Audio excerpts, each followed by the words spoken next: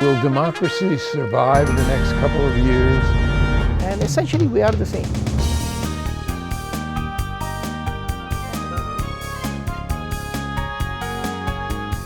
And there are so many needs that Minnesota has. What people are saying they need right now. Access to democracy is made possible by donations from the following organizations. Thomson Reuters, a global company with expertise and insight to unravel complex situations in the areas of law, tax, compliance, government, and media. Their worldwide network of journalists and editors keep customers up to speed on relevant global events. Thomson Reuters, the Answer Company. Crutchfield Dermatology, a full-service treatment center in Medi-Spa in Eagan. Their goal is to help you look good and feel great with beautiful skin. With service built around courtesy, dignity, and respect, Mayo-trained Dr. Charles Crutchfield personally treats each patient and is acknowledged as one of the nation's best physicians. Firefly Credit Union, with locations throughout the Twin Cities, has proudly served Minnesotans since 1925. Firefly guides its members forward by delivering customized financial solutions to improve their lives in all aspects of banking. Firefly Credit Union, they light the way with life illuminated. Edina Eye, Physicians and Surgeons, a division of Twin Cities Eye Consultants, has proudly served the Twin Cities for more than 55 years. Now in 7 convenient locations. Using the most advanced technology combined with human touch, Edina Eye offers comprehensive services but dedicated specialists committed to excellence with innovative procedures and expertise for the most advanced eye care.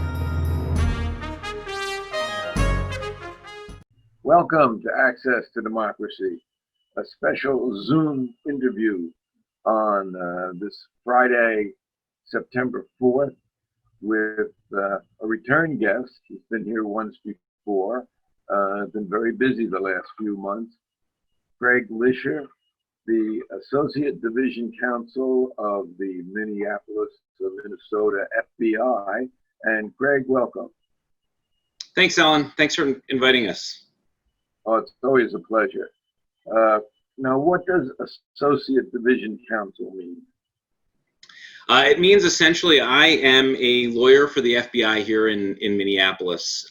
There are 2 of us actually that serve in the Division Counsel's office, and our responsibilities generally include compliance with federal statutes, DOJ and FBI policy, ethics rules, things like that.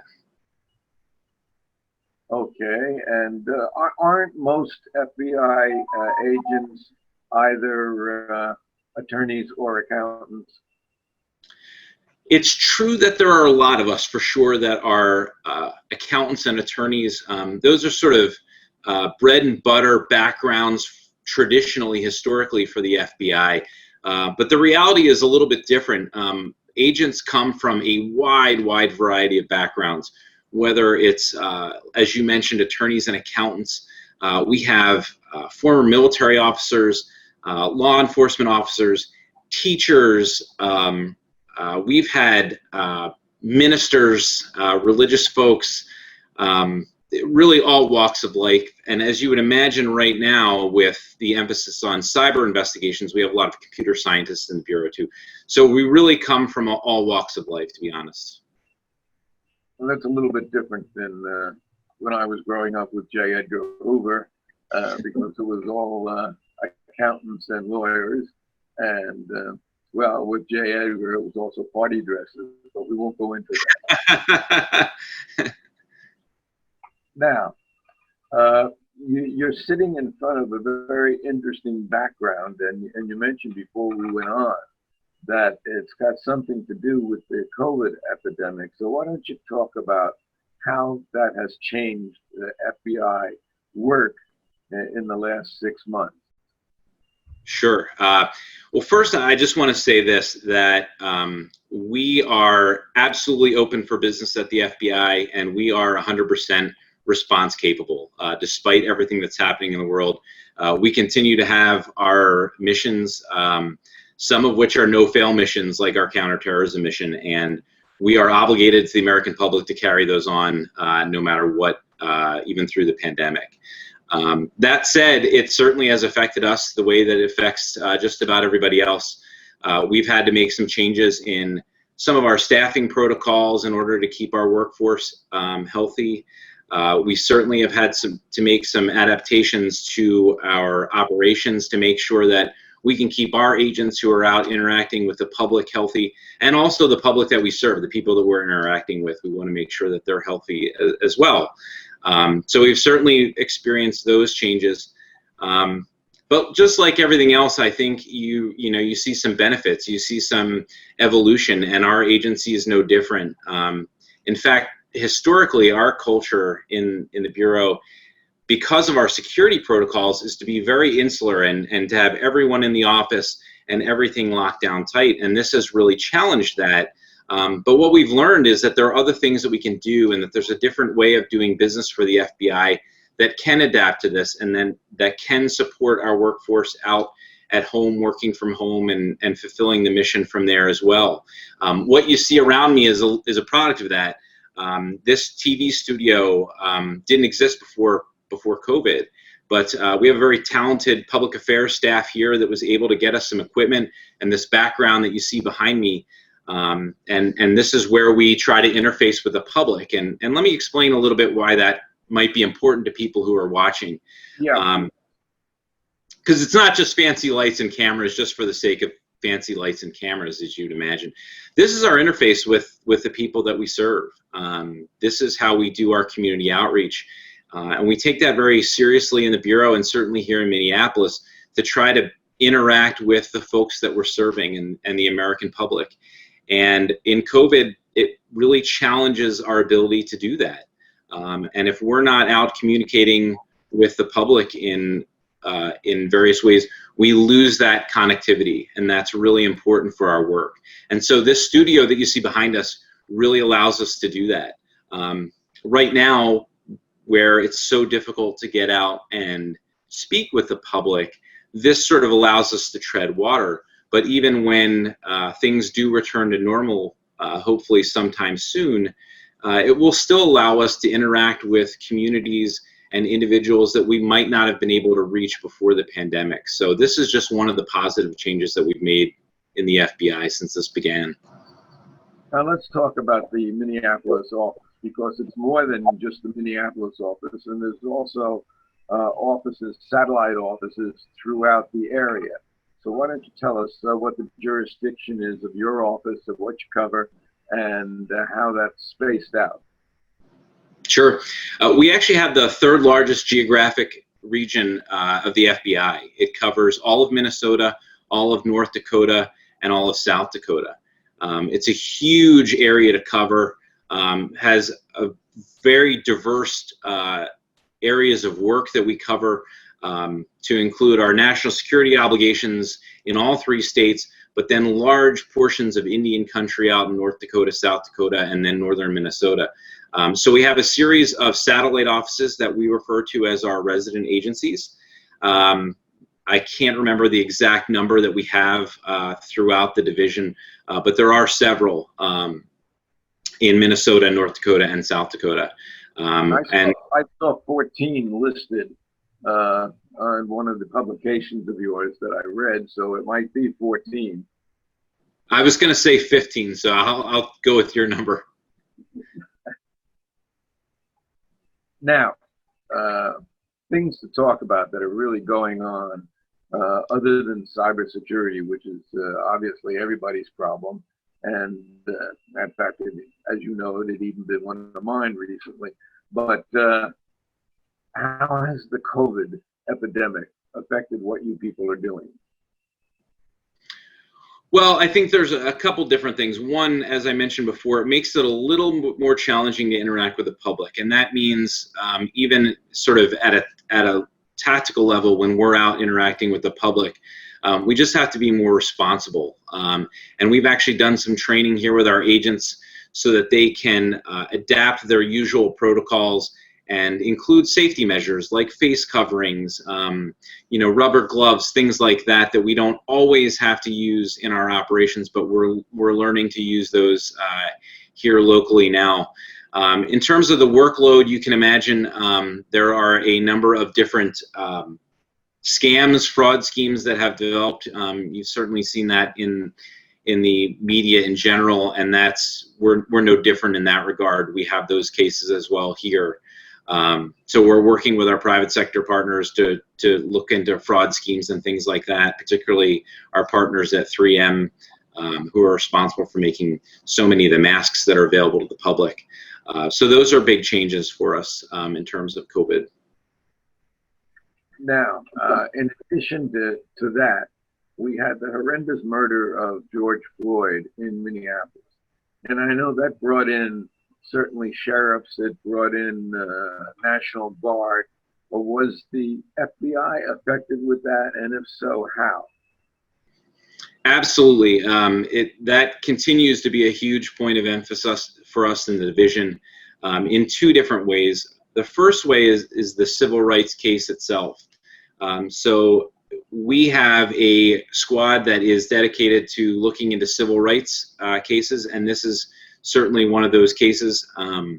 So we have that team of investigators that are looking into the events surrounding George Floyd's death to determine whether any of our civil rights statutes were violated. In addition to that, there was the civil unrest that took place afterwards. And we have been actively involved with our state and local partners investigating the violence that was associated with those protests. And so it's been a huge resource drain on top of the complications of COVID. We've had to take on those challenges as well. And certainly you haven't added personnel, which just means that people are working longer, harder, with less really at their disposal. I think that's a fair statement, probably. For sure. And one of the things that the FBI does really, really well is to deploy resources to different crisis events, no matter what it is. And this was no different. So when this started in the days following George Floyd's death, when it became clear that the violence was going to carry over for a period of time and we needed those resources, we were able to call back to headquarters and get resources to help us stand up our command posts and things like that, just to prepare for the floodgate of information that we're going to be receiving and the leads of violent actors in the community and things like that. And I'm reading the latest Jason Bourne book, which is actually authored by a local author who's frequently on our show, Brian Freeman. And the FBI is prominently mentioned in that book, along with the CIA and everything else. That's the imaginary world. You are living in the real world. And let's start with you. How long have you been with the FBI, and bring us up on your training?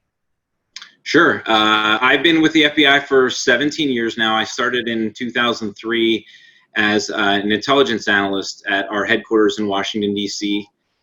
Shortly after that, I got my appointment to Quantico and started new agents training at Quantico for, then it was 4 months. It sort of ebbs and flows. I don't know what the standard training is now, but it's usually between 4 and 5 months. And then I was assigned here as my first office, and I've been here ever since.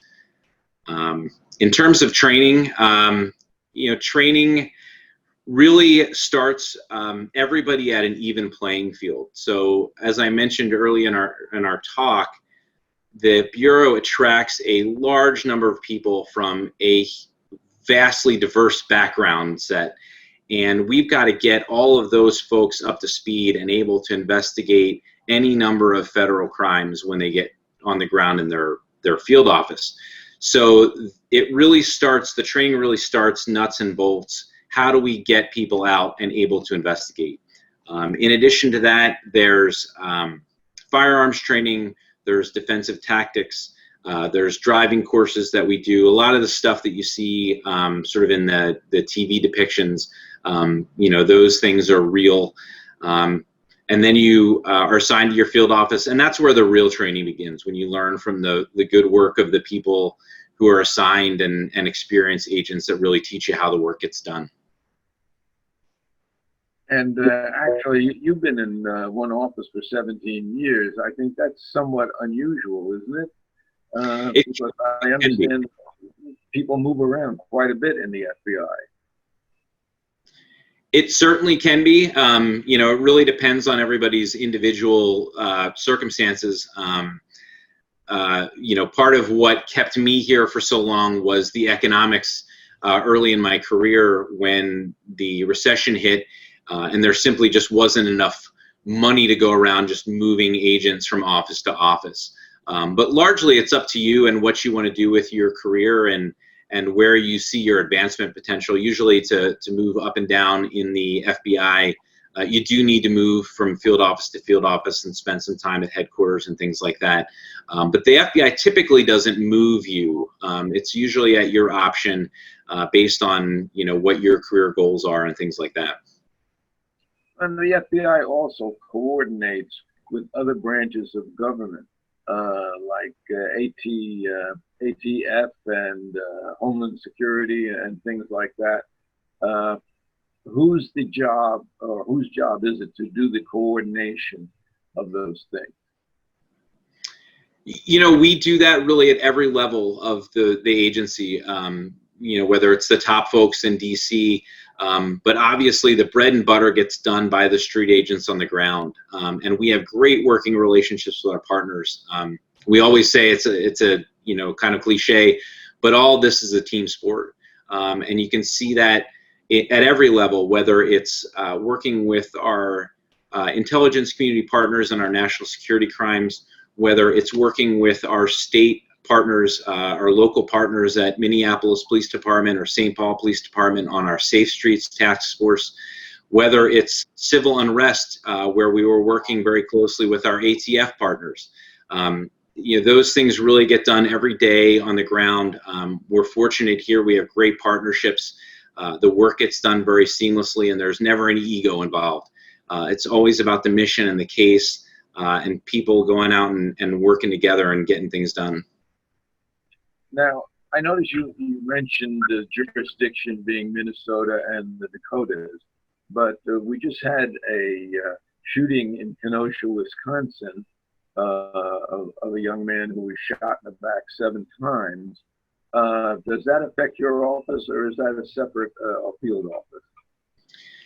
The answer is yes and no.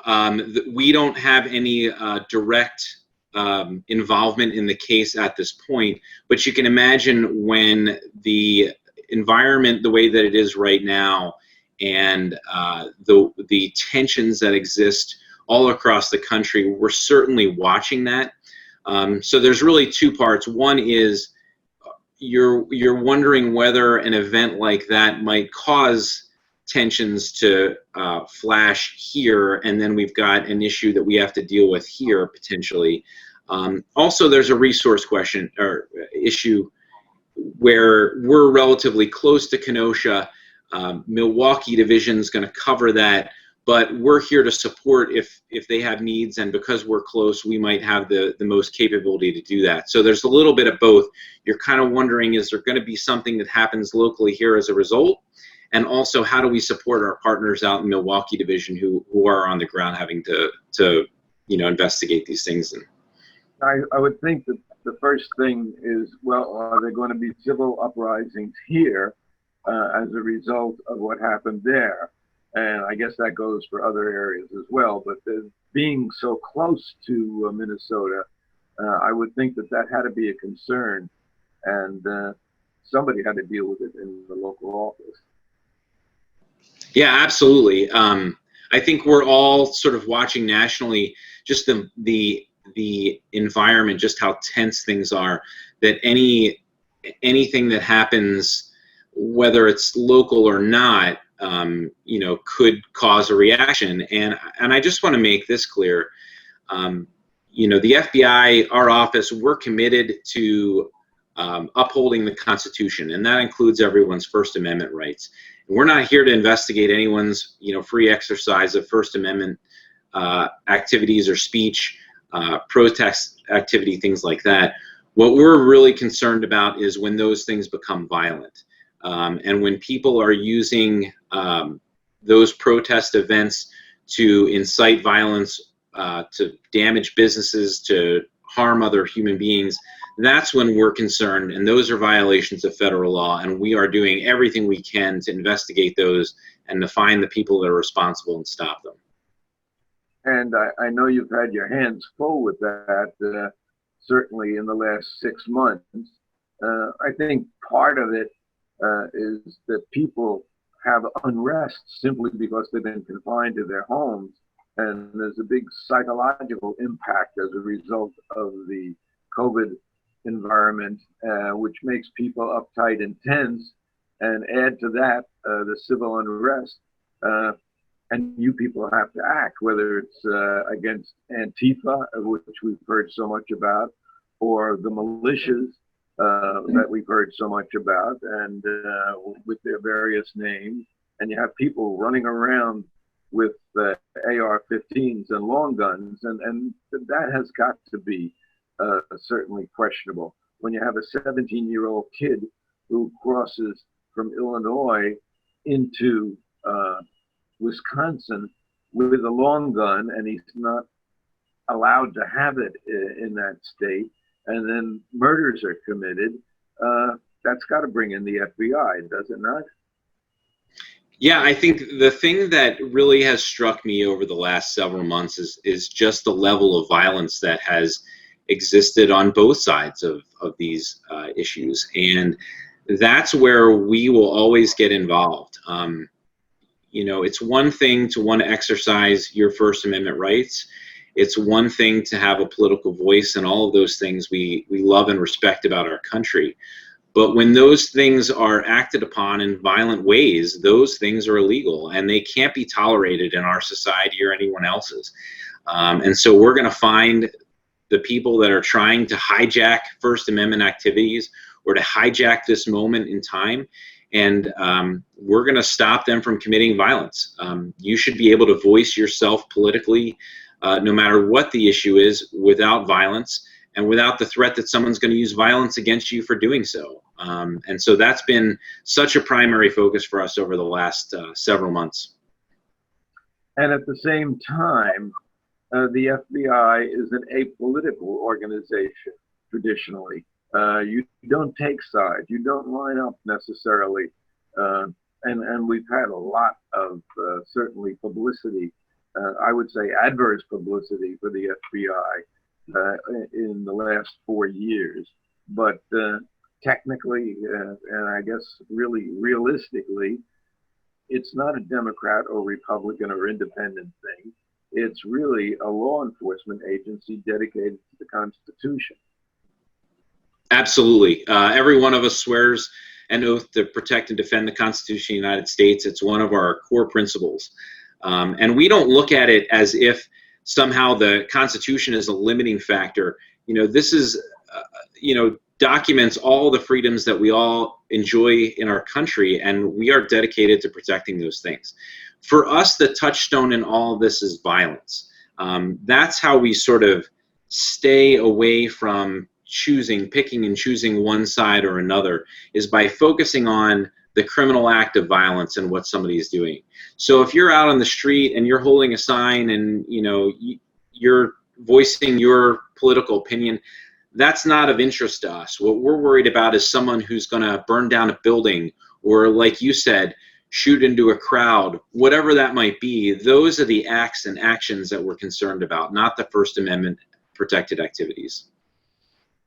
Takes me back to law school when somebody yells fire in a crowded theater, and they have a criminal responsibility for that. You must remember those type of incidents also. For sure, it's a huge challenge. And going back to sort of my day-to-day duties, that's sort of the touchstone of the Division Counsel's office in every field offices, to ensure that our investigations are falling in line with those federal statutes and within our constitutional protections and privileges, to make sure that no one is investigating things that they shouldn't be. And it can be dicey in this environment where people are using threatening speech, and there's so much political hyperbole out there. It can be really, really difficult for us to parse those things out. But we have a obligation, and we rigorously adhere to those guidelines every single day. Now, I think in part of these groups, is from what I read, actually, somebody infiltrates them to give a heads up. And I assume that that would be somebody on the federal level that would be able to do that so that people can anticipate trouble before it happens. Is that a fair statement? Well, we certainly are an intel-based organization in this regard and in others. So we are, obviously out trying to identify any number of criminal threats before somebody takes action. And that's true in this regard too. Again, that's where it becomes really challenging for us, but important for us to be able to draw those lines and say, okay, well, we're going to collect intelligence from a group that is using violence as a means to advance their goals versus somebody else who may just be using First Amendment protected activity to advance those goals. That's pretty much a counterintelligence operation, but that falls under the aegis of the FBI as well. For sure. We have responsibility for counterterrorism in the United States, and that includes what people typically associate with the FBI since 9/11, which is international terrorism and international terrorist groups who are committing acts in the United States or abroad, but also domestic actors who would choose to use violence to advance their political goals as well.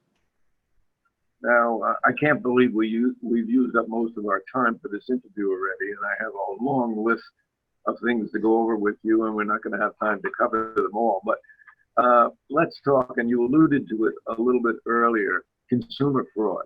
How big has that become? How does that affect you, and how has it changed the operation of the FBI? It's huge for us. A lot of times since 9/11, the focus, the most attention that we get is for those national security crimes, and those are certainly our highest priorities in the FBI, because we have the primary or sole responsibility for handling a lot of those matters. But it's still true that we are here to protect people from fraud. Obviously, fraud on the internet is a growing problem all across the United States, and certainly here in Minnesota, North Dakota, and South Dakota. We continue to work big cases, million-dollar cases here in the division to protect consumers from fraudulent activity. So it's still a primary focus for us. We're still involved.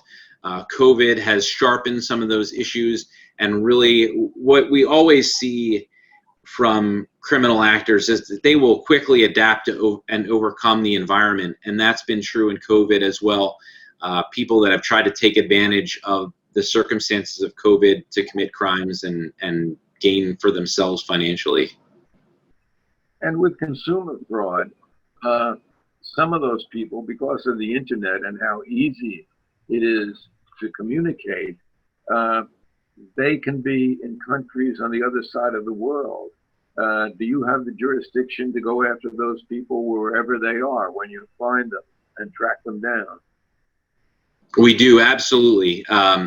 When there is a crime committed against an American citizen, we have jurisdiction to look into those things. So it's certainly challenging for us when we do have to look overseas for those criminal actors, but we absolutely do that, and we're committed to bringing those people to justice no matter where they are.